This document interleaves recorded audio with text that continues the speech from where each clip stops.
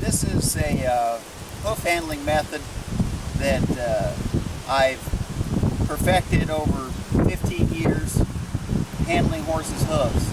This is a safe method for the horse and the human, and it uses psychological tools with the horse instead of brute force or drugs or abusive methods. And this method is in 3 phases of the horse. But first I want to go over what tools you need to have to make this happen. And this is very important because the tools are kind of what make the method work well. First thing you got to have is a rope halter, good quality, thin diameter, made from thin diameter rope. The other thing you need to have is a 12-foot long nylon yacht braid lead rope, and preferably one that's permanently attached to the horse. The other thing that I've got is a horseman stick. This one is manufactured by Dennis Reese, and what makes this valuable and unique is that it's got a little hook on the end of the handle there that you can use to actually pick the hoof up to keep you safe if you have a horse that's a problem. Those are the 2 things that you need. Okay, now the way this system works is there's 3 phases. But first, I want to talk about special situations that might cause the horse to have hooves that are hard to handle. They can be laminitis or founder. They can be some kind of other injury, lameness, injury, or things like that. They could have all kinds of other problems. So if that's the case, those kind of have to be addressed, or the method has to be modified slightly in order to make it successful.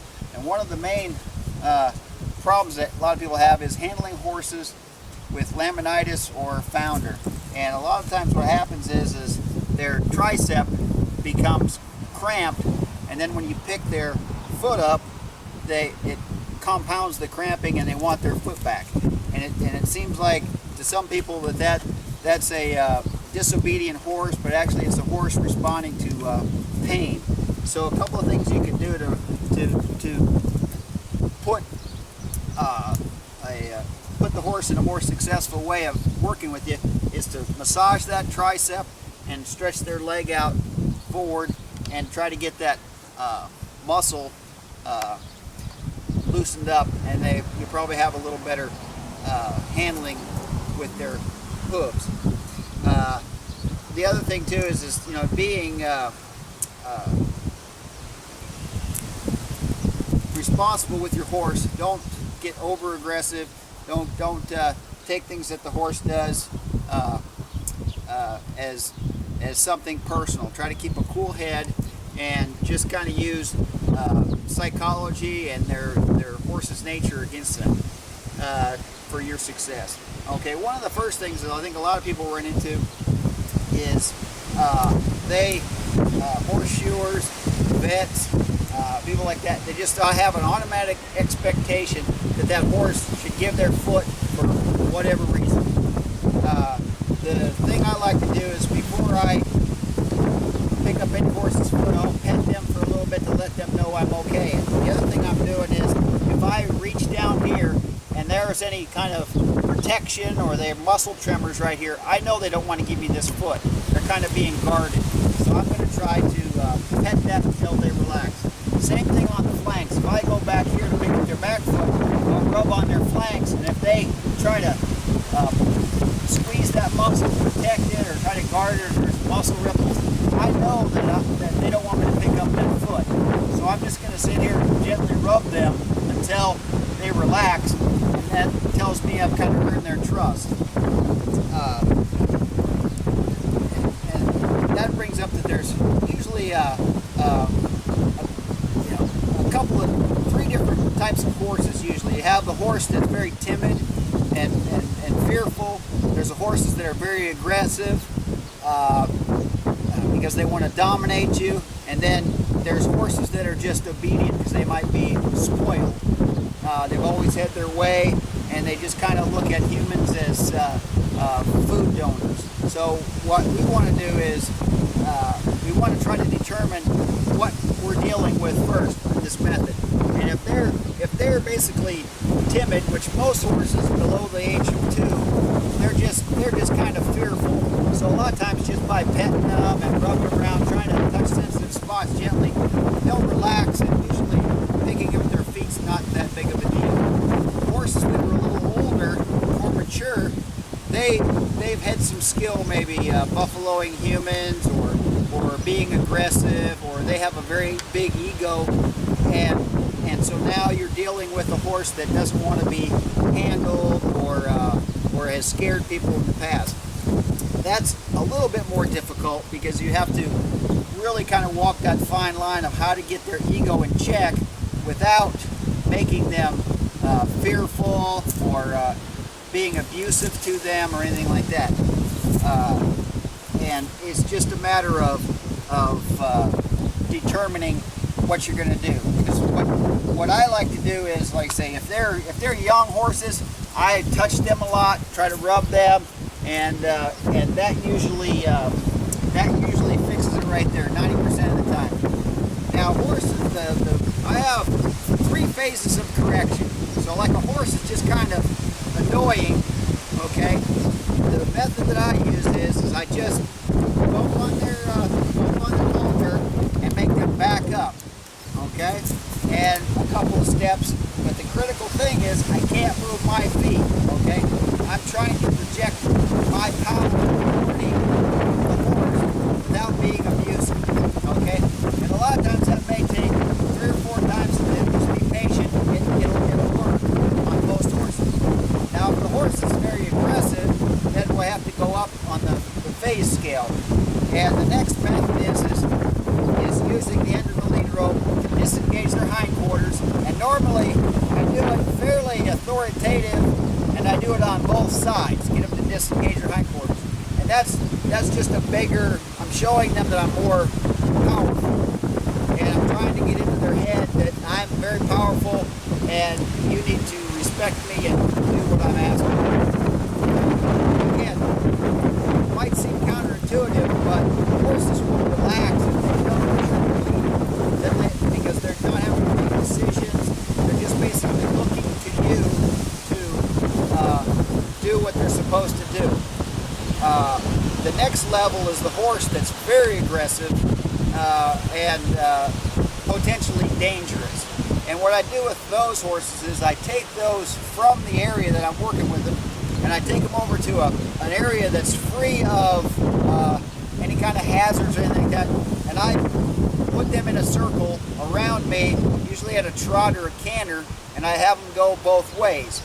And depending upon how aggressive they are, I may do that for quite some time, and I may have to do several times of that to get an impression on that particular horse. Like I say, some of these horses have very large egos, and it may take a little while to show them that you are the boss. And again, we don't want to do it in an abusive way. We want to do it in a authoritative way where they come back to the area that you're handling their feet, and they're going to be calmer. We never want to put them in a situation where they're going to strike you back, and that's usually what happens when people hit horses with rasps or kick them in the belly or things like that. The horse has a potential to retaliate because they may think your movement might match something that you did before, and then when you go to kick the horse in the belly, even though you may not, they may kick back. And the last thing that we want is the horse to kick. So what we're trying to do is get into their mind subconsciously, psychologically, so that they, one, stand very quietly and they do what we ask. Because what we're wanting them to do, and the ultimate goal is to be able to just go up to them, they stand calmly, we touch their leg, and able to pick up their foot. Okay? And again, you may, the horseman's stick, you may have to, again, if they're very aggressive, you may have to put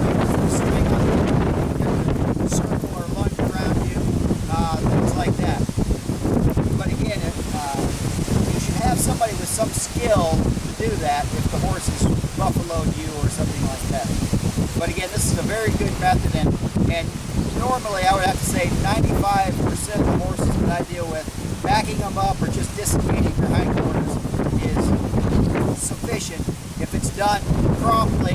Whenever they do something wrong and it becomes annoying or a safety concern, just back them up or disengage their hindquarters both ways. Okay, now picking up the hoof,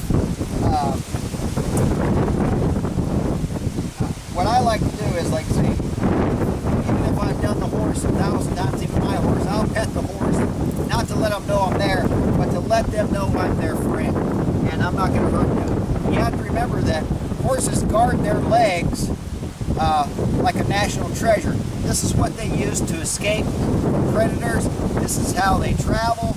Legs are very important to them. It'd be just like if you were standing on the sidewalk in a big city and all of a sudden you just reach down and grab some person's leg that you had no idea who they were and they had no idea who you were.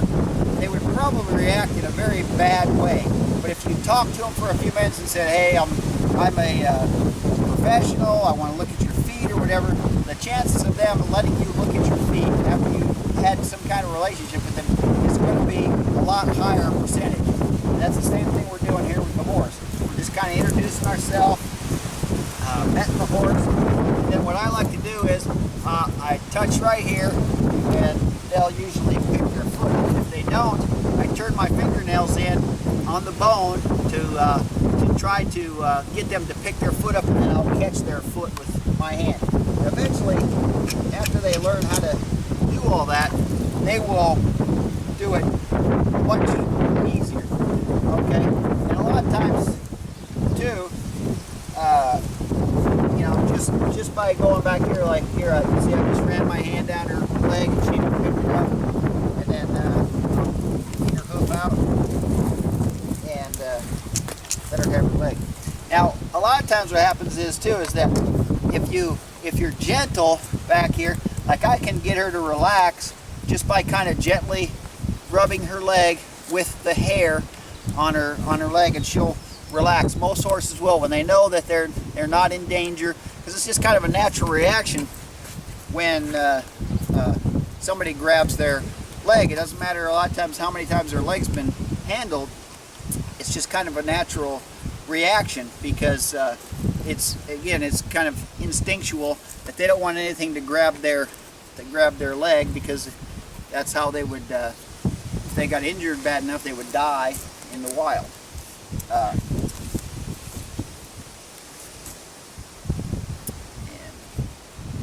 Again, the take-home message is try to use psychology and not abuse or drugs or anything like that. It's just not needed. If you just kind of work with the horse a little bit, have a little understanding of how they think, and gain their respect. I use the system TLC, trust, leadership, and communication. So I've got to gain their trust, their respect, and I have to communicate to them what I want in order to be successful. Okay, for horses that also too, there's a lot of times horses can be intimidating just because of their size, and some horses have learned that if they push into you quickly or go away, that you won't be able to pick up their hoof on the back end a lot of times. So again, by they're playing I control my feet game, and again, the quickest way to solve that is just disengage their hindquarters.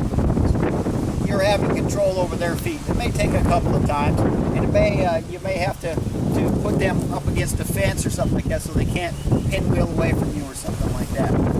But this is a very simple method, and it works. I've done it on hundreds and hundreds and hundreds of horses, and I've never had to use drugs, twitches, be abusive or anything like that on these horses.